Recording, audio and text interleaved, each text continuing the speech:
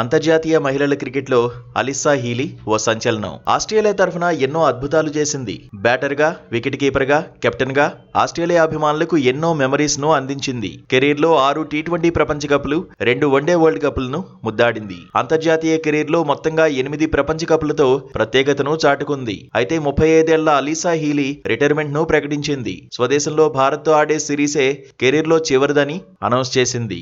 Aussies Bharat మధ్య 3 వన్డేలు, 1 test జరగబోతోంది. ఈ సిరీస్ లో ఆస్ట్రేలియా జట్టును అలిస్సా హీలీ నడిపించబోతోంది. ఈ ఏడాది జరిగే టీ20 వరల్డ్ కప్ లో ఆడకూడదని నిర్ణయించుకుంది. భారత్ తో టీ20 సిరీస్ కూడా అందుబాటులో ఉండడం లేదు. వరల్డ్ ఛాంపియన్ టీమిండియాతో ఆడి కెరీర్ ను ముగించడం గొప్ప గౌరవమని అలిస్సా హీలీ ప్రకటించింది. ఆటకు వీడ్కోలు పలకడానికి గల కారణాలను అభిమానులతో పంచుకుంది. ఆస్ట్రేలియా కోసం ఆడాలనే తపన తనలో ఉందని చెప్పుకొచ్చింది. కానీ పోటీతత్వం తగ్గినట్లు అనిపిస్తోందని, రిటైర్మెంట్ ప్రకటించడానికి ఇదే కరెక్ట్ టైం అని డిసైడ్ అయింది. ఫిట్నెస్ సమస్యలను ఎదుర్కొంటూ వికెట్ కీపర్ గా డైవ్స్ చేయడం కష్టంగా ఉందని కూడా చెప్పింది అలిస్సా హీలీ.